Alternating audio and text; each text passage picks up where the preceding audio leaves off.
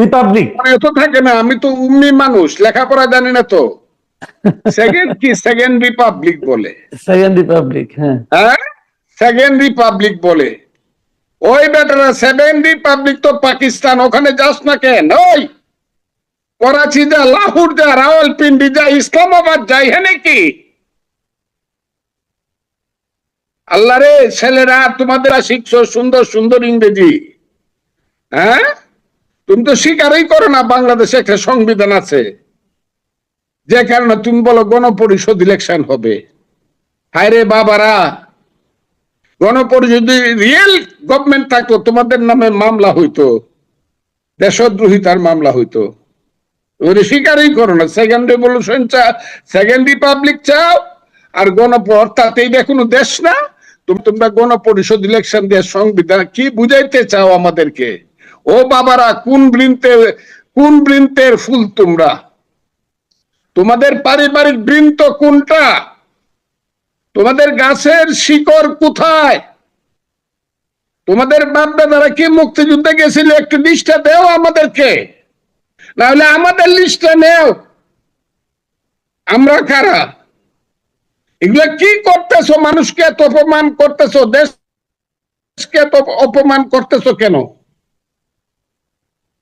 তারা বলতেছে যে নতুন সংবিধান করতে হবে এবং তার জন্য গণপরিষদের নির্বাচন করতে হবে। এই গণপরিষদ নির্বাচন জিনিসটা আপনি কি? এবং তাদের মনে আছে ইসলামিক রিপাবলিক অফ পাকিস্তান। ওই যে পাকিস্তানের জামাতের আমির, তার নাম হইল হাফিজ নাইমুর রহমান। সে তার কাউন্সিলে বলছে যে পূর্ব পাকিস্তানের আমাদের ভাইয়েরা এখন তাদের ভুল বুঝতে পারছে, তারা বাংলাদেশ বানাইছিল, এখন তারা এটা চায় না, এখন আমাদের সাথে এসে মিল হবে, আপনারা রেডি হন। ওই ওদের সাথে হইল ওদের মিল। অনেক কিছু আমার হয়ে যেতে পারে, কিন্তু আমি কথাগুলো বলে গেলাম, এবং আজকে আমি যে কথাগুলো বললাম, রাজনৈতিক দলগুলো যারা বলে না, এই ছেলেপেলেরা, জামাতের তরুণ দল যদি সুযোগ পায় তাহলে দেশকে ওই দিকে নিয়ে যাবে। এবং আজকে আমি যে কথাটা বললাম, এটা 3 মাস বা 5 মাস বা 6 মাস পরে এই বড় বড় দলগুলা বলবে, তখন বুঝবে তারা কত ধানে কত চাল। দেশ ওই দিকে যাচ্ছে। ওই যে একটা ছেলে মাহফুজ আলম বলে রাখছে, দেশ গৃহযুদ্ধের দিকে যাবে, দেশ রাখতে চায় না। বাংলাদেশ নামটা যদি কোনো কারণে বিপদে পড়ে রাখতেও চায়, তাহলে মুক্তিযুদ্ধের কোন ধরনের স্ট্যান্ড পয়েন্ট, নীতি, আদর্শ কোনো কিছু তারা রাখতে চায় না, সব শেষ করে দিতে চায়। কারণ তাদের পূর্বপুরুষরা মুক্তিযুদ্ধে বিরুদ্ধে ছিল, এবং তারা ওই অপমানের গ্লানির প্রতিশোধ নিচ্ছে এখন একটা সময় এবং সুযোগে। এবং এই সরকার গত 15 বছরে মানুষের উপরে যে অত্যাচার অবিচার করছে, ফ্যাসিজম চালাইছে, মানুষের গণতান্ত্রিক অধিকারকে হত্যা করছে, তাদের আজকে এমন বিচার হওয়া উচিত। যারা গত 15 বছর দেশ চালাইছে, তারা, আমি যে বলতাম, আমি সবসময় শেখ হাসিনা, আপনি নিজে ধ্বংস হবেন, আপনার নিজে ডুববেন, আপনার মহান পিতাকে ডুবাবেন, এটা এবং আজকে সত্যে পরিণত হয়েছে। এখন আমাদের মতো লোকের ফাইট করতে হয়, আমি কিন্তু বিএনপি হিসাবে ফাইট করতেছি না, বিএনপি হিসাবে আমাদের দলের নেতারা ফাইট করতেছে। আমি একজন মুক্তিযোদ্ধা হিসাবে, আমি একজন আদর্শিক লোক হিসাবে, মুক্তিযুদ্ধের আদর্শিক লোক হিসাবে আমার সমস্ত কিছু, জীবন মৃত্যুর মুখামুখি দাঁড়িয়ে আজকে সংসপ্তকের ভূমিকা পালন করছি। আমি দেখতে চাই জাফরের সন্তান নাকি সিরাজউদ্দৌলার সন্তানও আছে, আমি এটা দেখতে চাই। আমি দেখতে চাই এই বাংলাদেশে কি সবাই সাম্প্রদায়িক অমানসিক শক্তি, না ধর্ম নিরপেক্ষ গণতান্ত্রিক শক্তি, অসাম্প্রদায়িক শক্তি, মানুষের শক্তি? শুনো হে মানুষ ভাই, সবার উপরে মানুষত্ব, এই শক্তি আছে কিনা এটা দেখতে চাই। যদি না দেখতে চাই, একদিন বিষ খায়ে মরে যাব। যদি মানুষ না থাকে সাথে, যে আমি যদি ভুল হই, যে মুক্তিযুদ্ধ করে ভুল করি নাই, কিন্তু তারা যদি প্রমাণ করতে পারে আমি মুক্তিযুদ্ধ করে ভুল করছিলাম, সেদিন আমি আত্মহত্যা করব। আমার এখন আর সহ্য হয় না। ইউনূস সাহেব এই কেন পা দিছেন?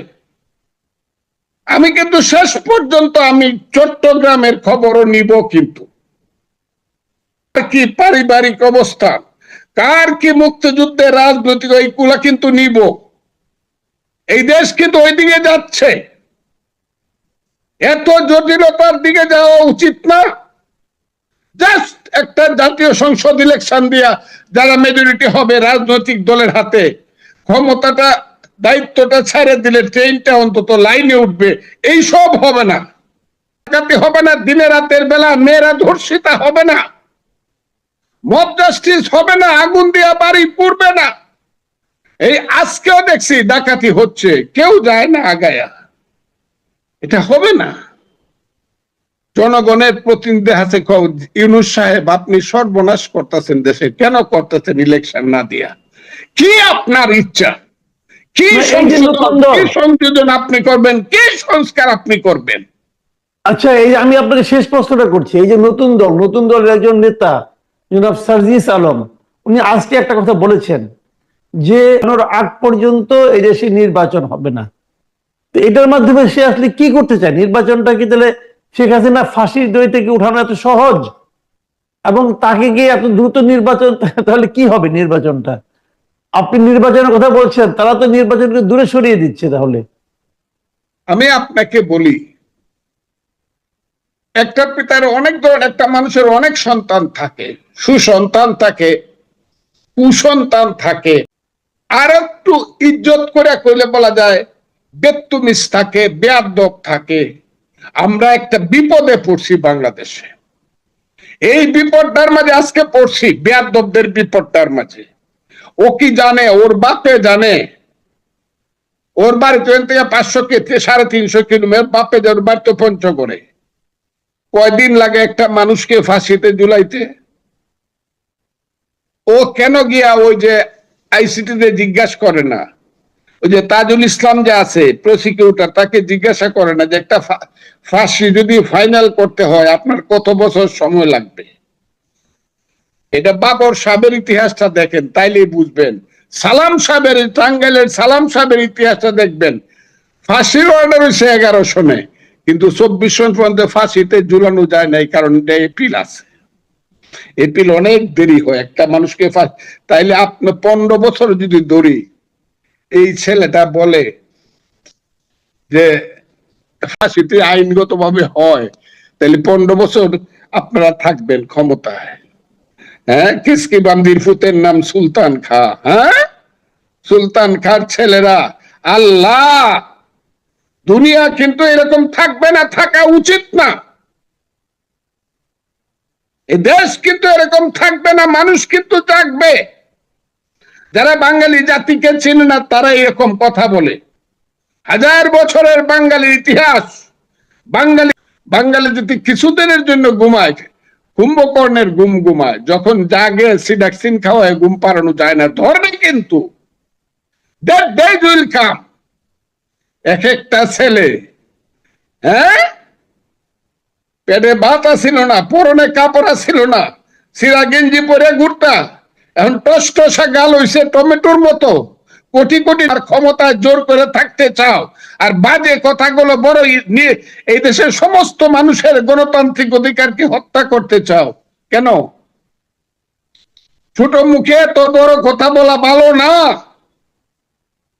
কাজে আমি আজকে আপনাদেরকে বলি, দেশটা যুদ্ধ করে স্বাধীন, বাচ্চা ছেলেমেয়েরা ছোট মুখে বড় কলা বলে, কিন্তু এদেশে কিন্তু গণতন্ত্র আসবেই।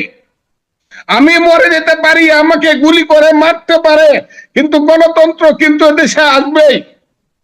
এবং এদের কারো জামানত বাঁচবে না। রিয়েল ইলেকশন হইলে পরে আমি তো জাস্ট খালি ধানের শীষ মার্কাটা দিয়ে রাখবো, একজন পিয়নকে দিয়ে দিব পঞ্চগড়ে, জামানত বাঁচবে না কারো।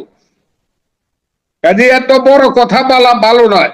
এই দেশটাকে গৃহযুদ্ধের দিকে নিচ্ছে। কাজে আমি আপনাকে বলবো, আপনার মাধ্যমে আমি বাঙালি জাতিকে, বাংলাদেশের মানুষকে আমি বলতে চাই, ইউনূস সাহেবকে আমি অনুরোধ করতে চাই, জনাব অধ্যাপক মোহাম্মদ ইউনূস, 7 মাস আগে যখন আপনাকে দায়িত্ব দেওয়া হয়, এই দেশের মানুষ রাতের বেলায় 8 তারিখে ঘুমায়, এই 7 মাসে আপনি দেশটাকে অন্ধকার করছেন। আল্লাহর দোয়াই লাগে সমস্ত রাজনৈতিক দলকে ডাকেন, সমস্ত রাজনৈতিক দলকে ডাকেন, ডাইকে জিজ্ঞাসা করেন কতটুকু আপনারা এই দেশে সংস্কার চান, at least in case of fair election. অন্য কিছু করতে যায় না, পারবেন না, সই করে তারপরে দ্রুত ইলেকশন দেন, দেশ যদি বাঁচাতে চায়, নাহলে দেশ ধ্বংস হওয়ার সমস্ত দায়িত্ব ইউনূস সাহেবের কাঁধে পড়বে। অনেক ধন্যবাদ, অনেক ধন্যবাদ জনাব ফজলুর রহমান। প্রিয় দর্শক, আপনারা শুনলেন অ্যাডভোকেট ফজলুর রহমান, বীর মুক্তিযোদ্ধা। উনি এই দেশের বর্তমান পরিস্থিতিকে কিভাবে মূল্যায়ন